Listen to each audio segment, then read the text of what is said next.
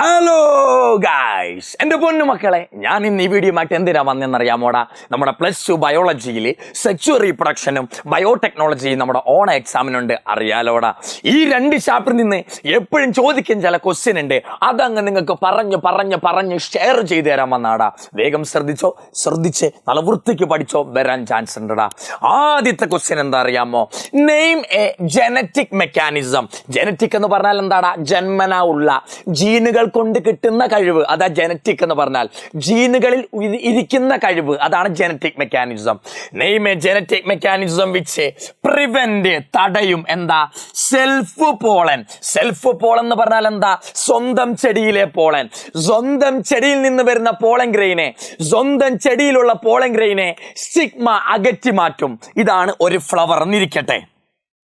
ഇതെന്താടാ? ആന്തറ. ഇതേ ഫ്ലവറിൽ തന്നെ ആരുണ്ട്? ഒരു സ്റ്റിഗ്മയുണ്ട്, സ്റ്റൈലുണ്ട്, ഓവറി ഉണ്ട്. ഇത് ഒരു ഫ്ലവർ, ഇത് ആന്തർ, ഇതാരാ? സ്റ്റിഗ്മയാ. ഈ ആന്തറിൽ നിന്ന് വരുന്ന പോളൻ ഗ്രെയിനെ, ഈ പോളൻ ഗ്രെയിന്റെ പേരാണ് സെൽഫ് പോളൻ. എന്താ? സെൽഫ് പോളൻ, സ്വന്തം ചെടിയിലുള്ള പോളൻ. ഈ പോളൻ ഗ്രെയിനെ ഈ കാണുന്ന സ്റ്റിഗ്മയുണ്ടല്ലോ, ഈ ആന്തറിൽ നിന്ന് വരുന്ന പോളൻ ഗ്രെയിനെ ഈ കാണുന്ന സ്റ്റിഗ്മയില്ലേ മക്കളെ, ഈ സ്റ്റിഗ്മ അകറ്റി മാറ്റും. സ്റ്റിഗ്മ സ്വീകരിക്കാറില്ല. സ്വന്തം പോളൻ ഗ്രെയിൻ വന്നാൽ സ്റ്റിഗ്മ പറയും, മക്കളെ നീ വിട്ടോ, നിന്നെ എനിക്ക് സ്വീകരിക്കാൻ പറ്റില്ല. സ്റ്റിഗ്മ പറയും, മോനെ പോളൻ ഗ്രെയിനെ, നീ എൻ്റെ തന്നെ ചെടിയിലെയാ, നീ സെൽഫ് പോളനാ, നീ എൻ്റെ മുകളിൽ വീഴണ്ട, ഞാൻ നിന്നെ സ്വീകരിക്കില്ല. സ്വന്തം പോളൻ ഗ്രെയിൻ വന്നാൽ, സ്വന്തം ചെടിയിലെ സെൽഫ് പോളൻ ഗ്രെയിൻ വന്നാൽ സ്റ്റിഗ്മ അകറ്റി മാറ്റും. സ്വന്തം ചെടിയിലെ സെൽഫ് പോളൻ ഗ്രെയിൻ വന്നാൽ സ്റ്റിഗ്മ അകറ്റി മാറ്റും. ഈ അകറ്റി മാറ്റാനുള്ള ജനറ്റിക് കഴിവ്, ജന്മനാ ഉള്ള കഴിവ്, ജീനുകളിൽ ഇരിക്കുന്ന കഴിവ്, ആ കഴിവിന്റെ പേരെന്താണെന്നറിയാമോടാ? Self incompatibility. എൻ്റെ കൂടെ എന്താ പറ? Self incompatibility. എന്താടാ? Self incompatibility. സ്വന്തം സെൽഫ് പോളൻ ഗ്രെയിനെ അകറ്റി മാറ്റാൻ, ഇൻകോമ്പാറ്റിബിൾ ആക്കാനുള്ള കഴിവ്, സെൽഫ് ഇൻകോമ്പാറ്റിബിലിറ്റി. ഇത് നോക്കടാ, ഇതെനിക്ക്, ഞാൻ സ്റ്റിഗ്മയാട്ടോ, ഞാൻ ആരാ? സ്റ്റിഗ്മയാ. ഇതെൻ്റെ പോളൻ ഗ്രെയിൻ തന്നെ, സെൽഫ് പോളൻ ഗ്രെയിനാ. ഇത് മുകളിൽ വന്ന് വീഴാൻ നേരം ഞാൻ പറയും, മോനെ പോപ്പോ വേണ്ട, നീ വീഴണ്ട, ഞാൻ ആരാ? സ്റ്റിഗ്മയാ. ഇതെൻ്റെ തന്നെ ചെടിയിലെ ഞാൻ നിൽക്കുന്നത്, ഞാൻ സ്റ്റിഗ്മയാണല്ലോ, ഞാൻ ഏത് ഫ്ലവറിലാണോ നിൽക്കുന്നത് ആ ഫ്ലവറിൽ നിന്ന് വരുന്ന പോളൻ ഗ്രെയിനാണ് സെൽഫ് പോളൻ. ഈ സെൽഫ് പോളൻ വരുമ്പോൾ ഞാൻ പറയും, ഞാൻ സ്റ്റിഗ്മയാണല്ലോ, മോനെ വേണ്ട, നീ വീഴല്ലേ. ഇങ്ങനെ സെൽഫ് പോളൻ ഗ്രെയിനെ അകറ്റി മാറ്റാനുള്ള സ്റ്റിഗ്മയുടെ കഴിവാണ് ഏത്? സെൽഫ് ഇൻകംപാറ്റിബിലിറ്റി. ഓക്കെ, ഇതാണ് മക്കൾ ഒന്നാമത്തെ. എപ്പോഴും 1 മാർക്കിന് ചോദിക്കും. ജനറ്റിക് മെക്കാനിസം എന്ന് കേട്ടോ, സെൽഫ് ഇൻകംപാറ്റിബിലിറ്റിയാ. എവിടെങ്കിലും ജനറ്റിക് മെക്കാനിസം എന്ന് കേട്ടോ, അത് സെൽഫ് ഇൻകംപാറ്റിബിലിറ്റിയാ. രണ്ടാമത്തെ ക്വസ്റ്റ്യൻ നോക്കടാ. രണ്ടാമത്തെ ക്വസ്റ്റ്യൻ എന്താ? സാർ, ഇതാണ് സാറേ നമ്മുടെ എംബ്രിയോസാക്ക്. എംബ്രിയോസാക്ക് വരയ്ക്കാൻ പഠിക്കണം. ഇതാണ് എംബ്രിയോസാക്ക്. എംബ്രിയോസാക്കിന്റെ താഴ്ഭാഗത്ത് എന്താ വിളിക്കുക? എംബ്രിയോസാക്കിന്റെ താഴ്ഭാഗമാണ് ഏത്? Micropylar end. എംബ്രിയോസാക്കിന് 2 അറ്റമുണ്ട്. താഴ്ഭാഗത്ത് എന്താ വിളിക്കുക? Micro പൈലാർ end. എംബ്രിയോസാക്കിന്റെ മുകൾ ഭാഗത്തെ വിളിക്കുന്ന പേരാണ് ഏത്? Chalazal end. എന്താ വിളിക്കുക? ചലാസൽ എൻഡ് എന്നാ വിളിക്കുക. ഒരു എംബ്രിയോസാക്കിന്റെ താഴ്ഭാഗം ആരാ? മൈക്രോ പൈലാർ എൻഡാ. മുകൾ ഭാഗം ഏതാ? ചലാസൽ എൻഡാ. ഈ ചലാസേൻ്റെ അവിടെ ഉണ്ടല്ലോടാ, ഈ ചലാസേൻ്റെ അവിടെ 3 സെല്ലുകൾ ഇരിപ്പുണ്ട്. ഈ ചലാസേൻ്റെ അവിടെ 3 സെല്ലുകൾ ഇരിപ്പുണ്ട്. ഈ 3 സെല്ലുകൾക്കും ഒരൊറ്റ പേര് തന്നെ വിളിക്കല്. എന്താ? 3നും ഒരേ പേരാ. എന്താ? ആന്റിപോഡൽസ്. ചലാസേൻ്റെ അവിടെ 3 സെല്ലുണ്ട്, അതിന്റെ പേരെന്താ? ആന്റിപോഡൽസ് എന്നാ വിളിക്കുക. ആന്റിപോഡലുകൾ ഹാപ്ലോയിഡ് ആയിരിക്കും. സാറേ, ഇനി സെൻട്രൽ ഒരു സെല്ലിരിപ്പുണ്ട്, അതാണ് വലിയ സെൽ. ഈ സെൻട്രലിരിക്കുന്ന ഈ വലിയ സെൽ, ഈ സെല്ലിന്റെ പേരാണ്. സെൻട്രലിരിക്കുന്ന സെല്ലിനെ എന്താ വിളിക്കുക? Central cell. സെൻട്രലിരിക്കുന്ന സെല്ലിന്റെ പേരെന്താ? സെൻട്രൽ സെൽ എന്താ? ഡിപ്ലോയിഡാ. ആന്റിപോഡൽസ് ഒക്കെ ഹാപ്ലോയിഡാ, പക്ഷെ സെൻട്രൽ സെൽ എന്താടാ? ഡിപ്ലോയിഡാ. മറക്കല്ലേ. എംബ്രിയോസാക്കിലെ ഡിപ്ലോയിഡ് സെൽ ആരാ ചോദിക്കും. എംബ്രിയോസാക്കിലെ ഡിപ്ലോയിഡ് സെൽ ആരാ? സെൻട്രൽ സെല്ലാ. ഈ സെൻട്രൽ സെല്ലില് 2 ന്യൂക്ലിയസ് ഉണ്ട്. സെൻട്രൽ സെല്ലില് 2 ന്യൂക്ലിയസ് ഉണ്ട്. ഈ ന്യൂക്ലിയസുകളെ വിളിക്കുന്ന പേരാണ് പോളാർ ന്യൂക്ലിയൈ. എന്താ വിളിക്കുക? Polar nuclei. സാർ, ഇത് സെൻട്രൽ സെല്ലാ. സെൻട്രൽ സെല്ലിലെ 2 ന്യൂക്ലിയസ് ന്യൂക്ലിയസുകളുടെ പേരെന്താ? പോളാർ ന്യൂക്ലിയൈ എന്നാ വിളിക്കുക. ഇനി താഴെയുണ്ട് ഈ കാണുന്ന ഭാഗം ഏതാ? ഇത് മൈക്രോപൈലാർ അറ്റം, ഇത് ചലാസൽ അറ്റം. ചലാസൽ അറ്റത്ത് ആന്റിപോഡൽ ഉണ്ട്, നടുക്ക് സെൻട്രൽ സെൽ ഉണ്ട്, താഴെയും 3 സെല്ലുണ്ട്. താഴെയുള്ള 3 സെല്ലില് ഈ സൈഡിൽ ഇരിക്കുന്ന സെല്ലുകൾ, ഈ സൈഡിൽ ഇരിക്കുന്ന 2 സെല്ലുകളുടെ പേരാണ് സിനർജിഡ്സ്. എന്താ വിളിക്കുക? സിനർജിഡ്. ഇവരും ഹാപ്ലോയിഡാ, സിനർജിഡ് എന്നാ വിളിക്കുക. ഇനി ഇതൊരു സിനർജിഡാ, ഇതൊരു സിനർജിഡാ. 2 സിനർജിഡുകളുടെയും നടുക്കൊരു സെല്ലിരിപ്പുണ്ട്. ഇതാരാ? സിനർജിഡാ. ഇതാരാടാ? സിനർജിഡാ. 2 സിനർജിഡിന്റെയും നടുക്കിരിക്കുന്ന സെൽ, ആ നടുക്കിരിക്കുന്ന സെല്ലുകളെ നമ്മൾ എന്ത് വിളിക്കുക? എഗ് എന്നാ വിളിക്കുക. എന്താ വിളിക്കുക? എഗ് എന്നാ വിളിക്കുക. എഗ്ഗും ആപ്ലോയിഡാ. സാർ ഇവിടെ 3 സെല്ലുണ്ട്, ഇവിടെ 3 സെല്ലും ഒരേ പേരാ, ആന്റിപോഡല്. താഴെയും 3 സെല്ലുണ്ട്, 3 സെല്ലിന് ഒരേ പേരല്ല. സൈഡിൽ ഇരിക്കുന്ന 2 സെൽ ആരാ? സിനർജിഡാ. നടുക്കിരിക്കുന്നത് ആരാ? എഗ്ഗാ. സൈഡിൽ ഇരിക്കുന്ന സിനർജിഡും നടുക്കിരിക്കുന്നത് എഗ്ഗുമാ. എഗ്ഗിനെയും സിനർജിഡ്സിനെയും കൂടെ ചേർത്തൊക്കെ നമ്മൾ എഗ് അപ്പാരറ്റസ് എന്ന് വിളിക്കുക. നിങ്ങൾക്ക് അറിയാലോ, എഗ് അപ്പാരറ്റസ് എന്നാ വിളിക്കുക. ഇവിടെ 3 സെൽ, ഇവിടെ 3 സെൽ, നടുക്കൊരൊറ്റ സെൽ, അതിന്റെ പേര് സെൻട്രൽ സെൽ. സെൻട്രൽ സെല്ലിലെ 2 ന്യൂക്ലിയസുകളുടെ പേര് പോളാർ ന്യൂക്ലിയൈ. എന്റെ പൊന്നുമക്കളെ, ഈ കാണുന്നത് ആരാ? ഇതാണ് സിനർജിഡ് എന്നിരിക്കട്ടെ. സിനർജിഡുകൾക്ക് ഒരു സ്പെഷ്യൽ തിക്കനിങ് ഉണ്ട്, കൈകൾ പോലെ. ഇതാണ് സിനർജിഡ്. ഞാൻ പിങ്ക് കളറിൽ വരച്ചതാണ് സിനർജിഡ്. ഈ സിനർജിഡുകളിലെ കൈകൾ പോലെ, ഈ ഫിംഗർ ലൈക്ക്, കൈകൾ പോലെ, ഫിംഗർ ലൈക്ക് എന്നാ വിളിക്കുക. ഫിംഗർ ലൈക്ക്, കൈകൾ പോലെ, വിരലുകൾ പോലെ, കൈകൾ പോലെ കാണുന്ന ഈ തിക്നെസ്, ഈ കാണുന്ന തിക്നെസ് ഉണ്ടല്ലോ, ഈ കാണുന്ന തിക്കനിങ് ഉണ്ടല്ലോ, ഈ തിക്കനിങ്ങിനെ വിളിക്കുന്ന പേരാണ് ദിസ് സ്പെഷ്യൽ തിക്കനിങ്. ഈ കാണുന്ന സ്പെഷ്യൽ തിക്കനിങ്, കട്ടി കൂടിയ ഭാഗം, ഈ തിക്കനിങ്ങിനെ വിളിക്കുന്ന പേരാണ് മക്കളെ എന്ത്? Filiform apparatus. എന്താ വിളിക്കുക? ഫില്ലിഫോം അപ്പാരറ്റസ് എന്ന് വിളിക്കുക. ഈ ഫില്ലിഫോം അപ്പാരറ്റസ് എവിടെ മാത്രമേ കാണാറുള്ളൂ? സിനർജിഡ്സിൽ മാത്രമേ കാണാറുള്ളൂ. സിനർജിഡ്സിൽ കാണുന്ന സ്പെഷ്യൽ തിക്കനിങ്ങിന്റെ പേരെന്താ? Filiform apparatus. സിനർജിഡ്സിൽ മാത്രമേ ഉള്ളൂ, നടുക്കുള്ള എഗ്ഗിൽ കാണാറില്ല. ഓക്കെ അല്ലേ ഗൈസ്? അടുത്ത പറയടാ. ഫസ്റ്റ് റെസ്ട്രിക്ഷൻ എൻഡോന്യൂക്ലിയസ് എൻസൈം ഏതാ? ആദ്യമായി കണ്ടുപിടിച്ച REN. REN എന്ന് പറഞ്ഞാൽ എന്താ? Restriction endonuclease. ആദ്യമായി കണ്ടുപിടിച്ച REN ആരാ മക്കളെ? പറ. ആദ്യമായി കണ്ടുപിടിച്ചത് ആരാ? IND2. ഈക്കോ R1 നിങ്ങൾ പഠിച്ച, ഏറ്റവും കൂടുതൽ പഠിച്ച ആര്? റെസ്ട്രിക്ഷൻ എൻഡോന്യൂക്ലിയസ് എൻസൈം എന്ന് പറഞ്ഞ ഓപ്ഷനിലെ, ഓപ്ഷനിൽ ഇങ്ങനെ കാണുക നോക്കേ. ഈക്കോ R1 കാണും, രണ്ടാമത്തെ IND2 കാണും, മൂന്നാമത്തെ BAM H1 കാണും, നാലാമത്തെ PVU1 കാണും. ഇതിലേതാ നിങ്ങൾ നിൽക്കുക? സാറേ, ഞങ്ങൾ ഏറ്റവും കൂടുതൽ പഠിച്ചത് ഈക്കോ R1കളെ കുറിച്ചാ. ഈ ചാപ്റ്റർ പഠിക്കുന്ന കാലം മുതൽ കേൾക്കുക, ഈക്കോ R1 അല്ലടാ. ഫസ്റ്റ് റെസ്ട്രിക്ഷൻ എൻസൈം ആരല്ല? ഈക്കോ R1 അല്ല. നിങ്ങൾ ഏറ്റവും കൂടുതൽ പഠിക്കുന്നത് ആരാ? ഈക്കോ R1നെ കുറിച്ചാ. പക്ഷെ ഫസ്റ്റ് റെസ്ട്രിക്ഷൻ എൻസൈം ആരാ? IND2 ആണ് മക്കളെ. IND2, IND1 അല്ല. IND1 അല്ല. ഫസ്റ്റ് റെസ്ട്രിക്ഷൻ എൻസൈം ആരാ? IND2 ആണ്. IND2 ഫസ്റ്റ് റെസ്ട്രിക്ഷൻ എൻസൈം ആരാ? IND2 മറക്കല്ലോ കേട്ടോ. ഓക്കേടാ, അടുത്ത പറ. ഈ ചിത്രം എനിക്ക് എപ്പോഴും ഇഷ്ടമുള്ളൊരു ക്വസ്റ്റ്യനാ. അധികം അങ്ങനെ ചോദ്യങ്ങളൊന്നും വന്നിട്ടില്ലെങ്കിൽ ഞാൻ എപ്പോഴും ആഡ് ചെയ്യും. കാരണം എപ്പോഴാണോ ടീച്ചർക്ക് ഇത് ഇടാൻ തോന്നുക. ഈ ചിത്രം അധികം ഒന്നും തന്നിട്ടില്ല, പക്ഷെ നിങ്ങൾ നോക്കി വെക്കണം. നോക്കടാ, ഇതാണ് മക്കളെ ഏത് ചെടി? ഇതേത് ചെടി? ഈ ചെടിയും ചോദിച്ചാൽ വയോളയാകാം, ഈ ചെടി വയോളയാകാം, അല്ലെങ്കിൽ ഈ ചെടി ഓക്സാലിസ് ആകാം, അല്ലെങ്കിൽ ഈ ചെടി ആരാകാം? കൊമലീന. ആരാ? കൊമലീന. ഈ 3 ഏത് പേരെഴുതിയാലും കറക്റ്റാ. ഈ 3 ചെടികളിലും ഈ 2 ടൈപ്പ് ഫ്ലവറുകൾ കാണും. ഈ ചെടി തന്നിട്ട് ഇത് ഏത് ചെടിയാന്ന് ചോദിക്കും. അപ്പൊ വയോള എന്ന് എഴുതാം, അല്ലെങ്കിൽ ഓക്സാലിസ് എന്ന് എഴുതാം, അല്ലെങ്കിൽ കൊമലീന എന്ന് എഴുതാം. ഏതെഴുതിയാലും കുഴപ്പമില്ല. ഈ 3 ചെടികളിലും മക്കളെ, ഈ 3 ചെടികളിലും വയോള ആയിക്കോട്ടേടാ, ഓക്സാലിസ് ആയിക്കോട്ടേടാ, കൊമലീന ആയിക്കോട്ടേടാ, ഈ 3 ചെടികളിലെ നിങ്ങൾ ഏത് ചെടി എടുത്താലും അവർക്ക് 2 ടൈപ്പ് ഫ്ലവർ കാണാം. ഈ 3 ചെടികളിലെ ഏത് ഫ്ലവർ എടുത്താലും, ഏത് ചെടി എടുത്താലും 2 ടൈപ്പ് ഫ്ലവർ കാണാം. ഒരു ടൈപ്പ് ഫ്ലവറിന്റെ പേരാ ചാസ്മോഗാമസ് ഫ്ലവർ. എന്താ വിളിക്കുക? Chasmogamous flower. രണ്ടാമത്തെ ഫ്ലവറിന്റെ പേരെന്താണ്? Cleistogamous flower. 1 chasmogamous flower, 2 cleistogamous flower.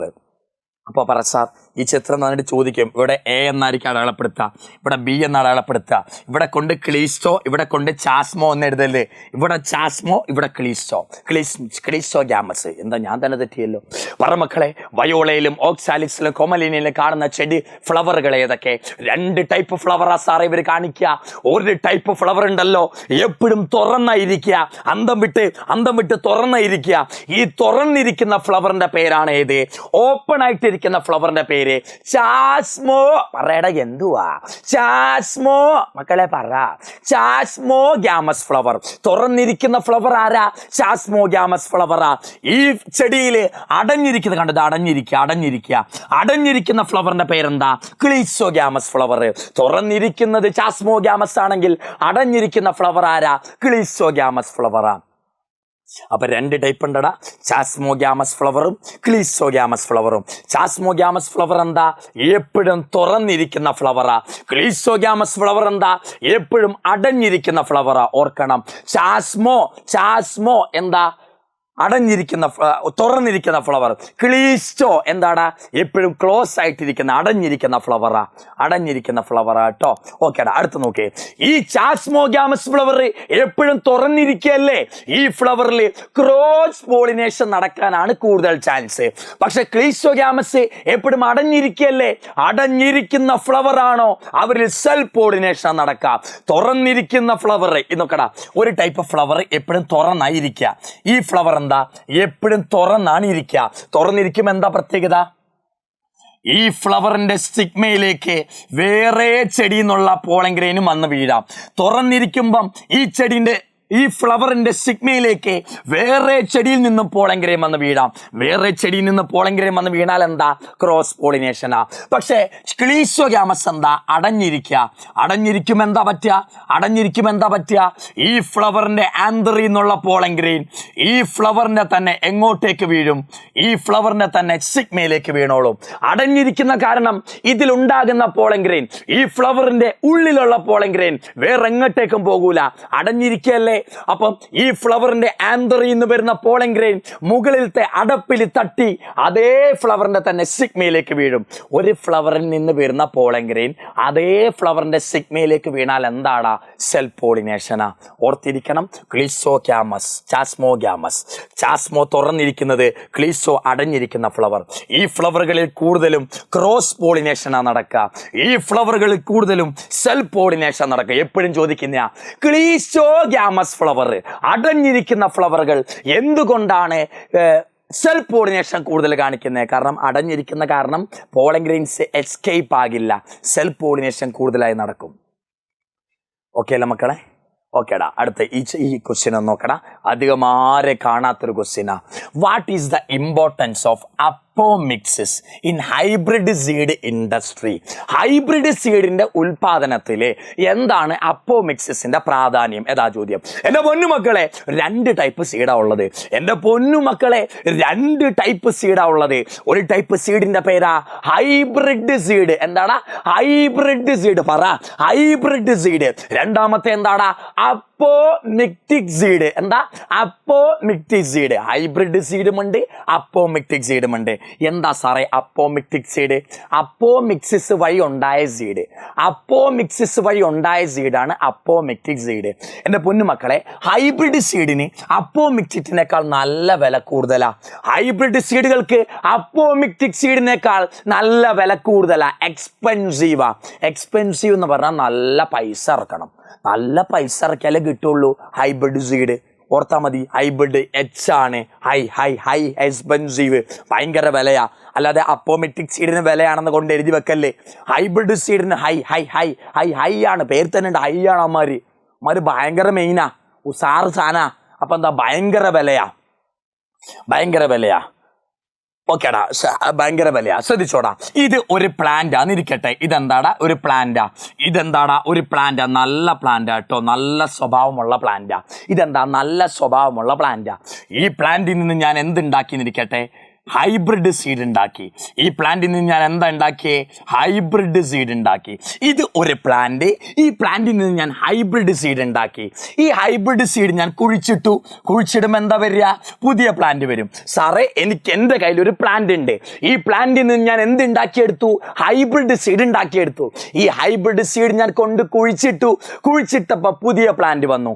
ഈ പുതിയ പ്ലാന്റ്, ഇപ്പം ഉണ്ടായ പുതിയ പ്ലാന്റ് ഇല്ലേ, ഇപ്പം ഉണ്ടായ പുതിയ പ്ലാന്റ് പഴയ നമ്മുടെ പ്ലാന്റിനെ പോലെ നല്ല ഗുണങ്ങൾ കാണിക്കണം എന്നൊരു നിർബന്ധം ഇല്ല. ശ്രദ്ധിച്ചോ സാറേ, ഇത് ഒരു നല്ല അടിപൊളി പ്ലാന്റാ, നല്ല ഗുണങ്ങളുള്ള ഒരു പ്ലാന്റാ.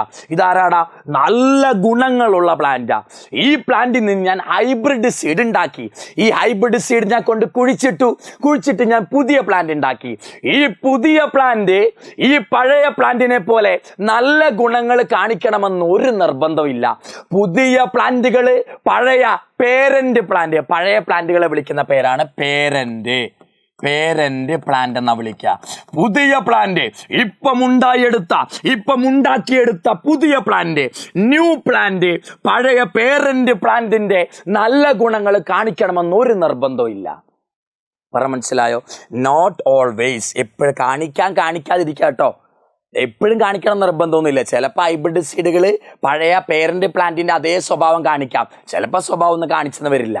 നോട്ട് ഓൾവേസ് പ്രൊഡ്യൂസ് ക്യാരക്ടേഴ്സ് പറഞ്ഞാൽ സ്വഭാവം സിമിലർ ടു പേരന്റ് പ്ലാന്റിന്റെ അതേ സ്വഭാവം ഈ പുതിയ പ്ലാന്റിൽ കിട്ടണമെന്ന് ഒരു നിർബന്ധവും ഇല്ല. പക്ഷെ അപ്പോമിക്സിന്റെ പ്രത്യേകതകൾ എന്തൊക്കെ? അപ്പോമിക്റ്റിക് സീഡിന് വില കുറവാണ്, ലെസ് എക്സ്പെൻസീവ് എന്ന് പറഞ്ഞാൽ നല്ല വില, ലെസ് എക്സ്പെൻസീവ് എന്ന് പറഞ്ഞാലോ വില കുറവാ. ഇതാണ് ഏറ്റവും ഇമ്പോർട്ടന്റ്, ശ്രദ്ധിച്ചോടാ. ഇതാണ് ഏറ്റവും ഇമ്പോർട്ടന്റ്, ശ്രദ്ധിച്ചോ.